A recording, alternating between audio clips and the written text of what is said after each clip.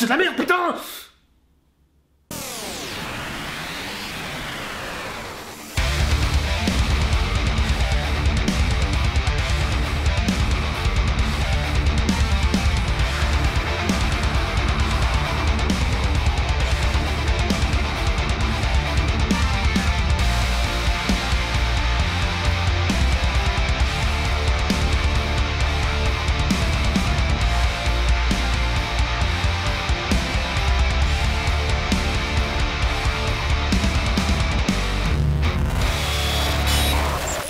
Salut tout le monde et bienvenue dans Critical Hit, l'émission qui parle de films et pas seulement. Aujourd'hui, on se retrouve pour parler de Tomb Raider. Ouais. Film de merde. Alors voilà, ces quelques mots suffisent à décrire un petit peu ce qu'est ce film, malgré l'attente autour qui a été quand même plutôt grande.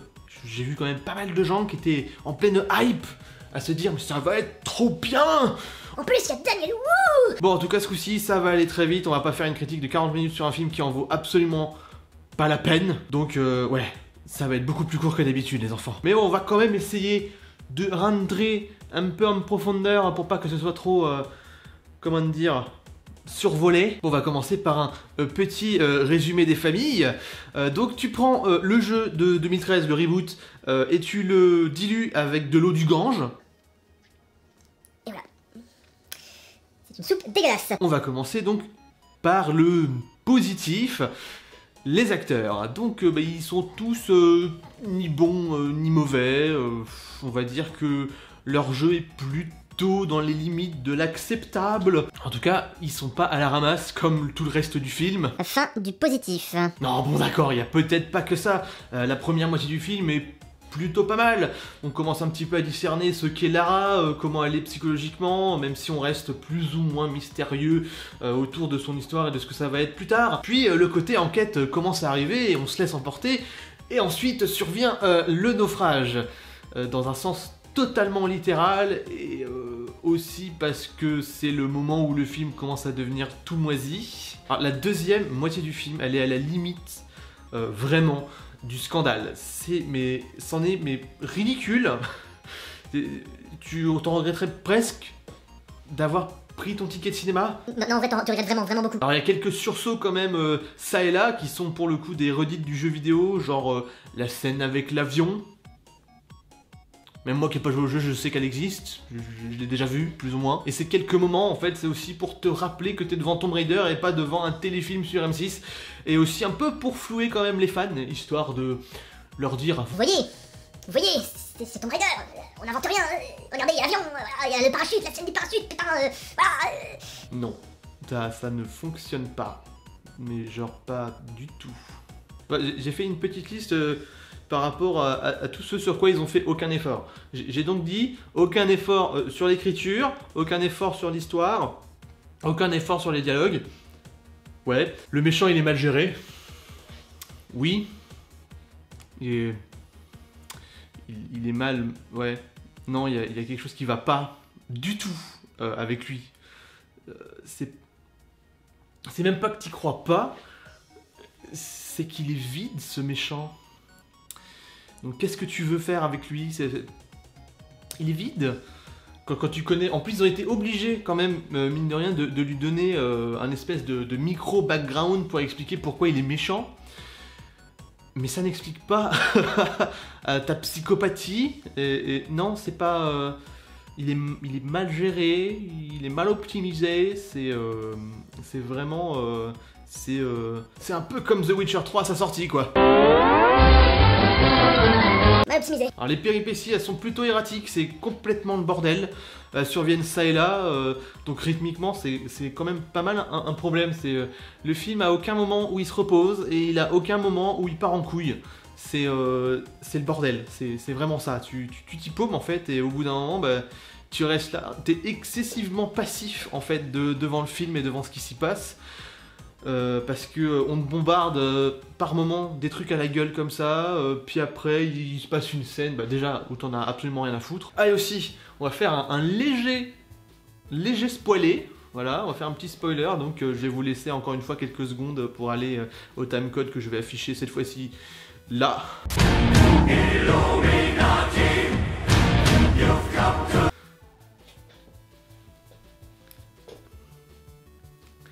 C'est vachement long 10 secondes quand même.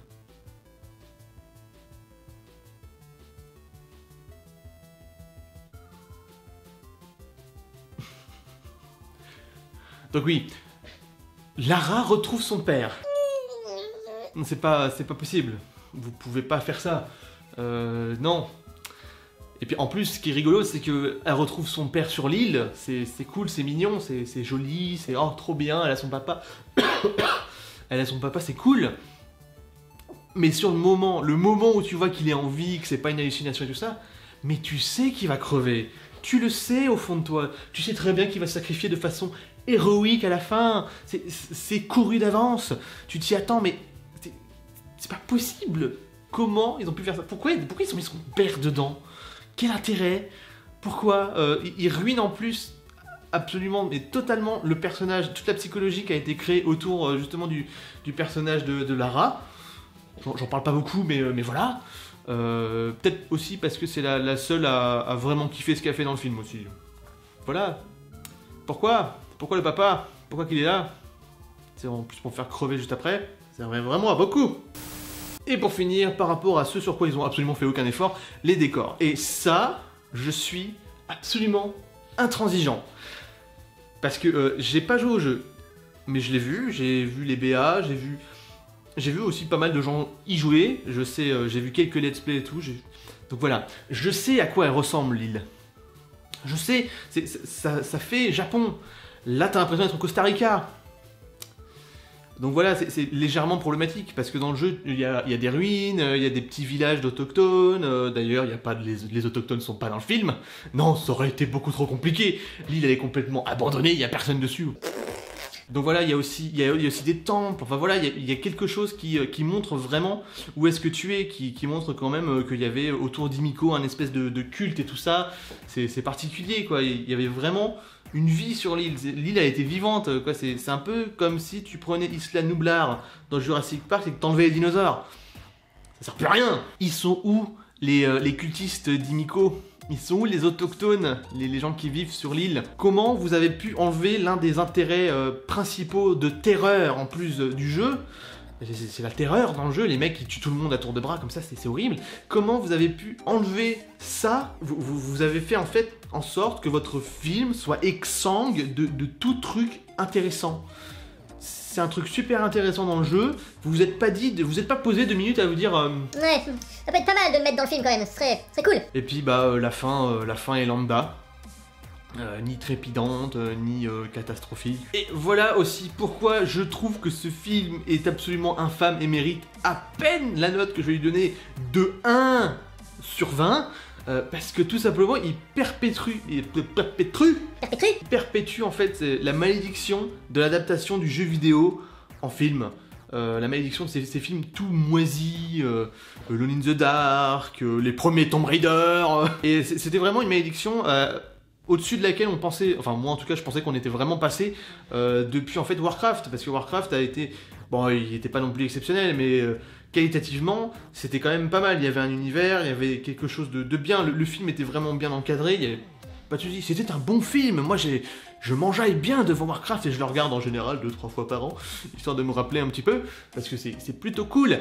Et là, non, on retombe clairement, mais la tronche, la première, dans quelque chose, mais qui est mauvais. Moi, je me dis quand même, Square Enix, ils sont crédités dans le film pour dire, en gros, attention, on a chapeauté quand même le projet d'adaptation de notre jeu en film. Et vous avez dit oui à la fin? Enfin, je sais pas, c'est vous qui l'avez plus ou moins produit, vous étiez là pour dire, attention, là tu fais de la merde, ou attention, là tu vas trop loin, ou attention, là c'est plus du Tomb Raider. Je sais pas, non, vous êtes pas dit à un moment donné où... Oui, quand même, ça sent un peu les troncs, un peu le caca. Non, allez, les gens sont bêtes, les gens sont stupides, ils mangeront la merde qu'on leur donne. Bon, ouais, pour le coup, oui, ils mangent la merde qu'on leur donne, parce que quand tu vois les critiques actuellement, tu te dis quand même... Ah, ouais, un peu comme les gens qui donnent des bonnes critiques à Black Panther. Je sais que j'en ai déjà parlé plusieurs fois dans mes autres critiques, mais cette fois-ci, je vois clairement comme étant le réel problème, c'est le format. Franchement, je ne comprends pas cette habitude à vouloir faire des films comme ça. Je sais qu'il y a une idée derrière qui est on fait un film, on voit si ça fonctionne ben, et ben on se dit allez on va en faire d'autres et tout ça, on va peut-être proposer d'autres trucs et tout, mais je suis pas tout à fait d'accord, je trouve pas que ce soit une bonne façon de faire. Je pense que pour le coup là le format qui aurait été le plus adapté ça aurait été tout simplement la série. Ça aurait permis beaucoup plus, on va dire, de profondeur, beaucoup plus de données aussi à l'intérieur, parce que ce film est tellement vide, il se passe mais tellement rien. Rien n'est beau, rien n'est cool, t'as pas de moment où tu crains vraiment pour le personnage. C'est quand même marrant que la première partie du film, où il se passe absolument... Enfin, si un peu, mais qui ne soit pas forcément très à ce qu'est Lara Croft, ce qu'est vraiment la légende de Tomb Raider et tout ça. Enfin voilà, t'as la deuxième partie qui est pourtant celle la plus liée à ce qui fait l'essence des jeux et ce qui fait l'essence de Lara Croft quoi, et c'est cette partie là qui est tout caca. Faut voir vos priorités Square Enix. Et donc ouais, j'imagine franchement qu'une série, que le format de série ça aurait été ce qui aurait permis de rendre le plus facilement honneur à la série de jeux, les anciens comme les récents quoi. Il y avait vraiment quelque chose pour faire une histoire, quoi. Franchement, parce que je pense que ce qui manque à ce film aussi, c'est l'histoire. C'est pas, c'est bien joli de vouloir se dire ouais on est inspiré du jeu, le reboot de 2013. C'est cool, surtout que bon il est vachement bien ce jeu de façon plus ou moins objective. Je pense que quand j'aurai des sous je le prendrai et je me ferai ma propre opinion, mais bon je sais déjà qu'il est plutôt pas mal. Mais je sais pas. En fait, je suis à mi-chemin entre la colère réelle, comme je vous l'ai montré au tout début du vlog, et en fait l'exaspération et vraiment les bras ballants quoi. C'est genre mais pourquoi? Qu'est-ce qu'on a fait pour mériter ça? C'est d'une tristesse. Franchement, je suis sorti du film, j'étais mais pas bien. J'étais pas bien. Pourtant, je suis pas un fan invétéré de Tomb Raider et tout ça, mais il y avait quelque chose qui allait pas quoi. Je me souviens pour le coup, j'en ai acheté un seul Tomb Raider, c'était Anniversary. En plus, je crois que c'est un de ceux qui est le moins aimé. Mais j'avais kiffé ma race quoi. Il y avait vraiment quelque chose de, il y avait une aura, il y avait un esprit, il y avait une âme dans ce jeu-là quoi, dans cette série et tout ça. Il y avait quelque chose de vraiment cool. Et quelque chose que tu retrouves absolument pas dans le film. C'est un film qui il a rien derrière quoi. C'est une façade, c'est une coquille et tu perces à l'intérieur. Dedans il y a rien, il y a de l'air quoi. Vraiment c'est dommage. Et puis aussi un truc que j'ai pas compris, c'est on est d'accord que Tomb Raider il y a toujours un aspect comment dire, j'ai le mot en anglais supernatural mais je l'ai pas en français. Surnaturel. Putain pourtant c'est pas loin, c'est pas facile, hein. C'est pas difficile mais voilà. Donc voilà, ouais, le surnaturel fait partie intégrante normalement de Tomb Raider et tout ça. Et là, ils ont essayé de le rationaliser. Parce que je sais pas, j'ai demandé à un pote, il m'a pas encore tout à fait expliqué, mais l'histoire d'Himiko, normalement il me semble qu'il y a vraiment une espèce de malédiction qui pèse sur l'île et tout ça, et sur la personne d'Himiko et tout ça. Et là, ce sera un spoiler pour le coup. Un petit. Mais il y a une espèce de rationalisation de la malédiction en faisant quelque chose qui ne soit pas du tout surnaturel.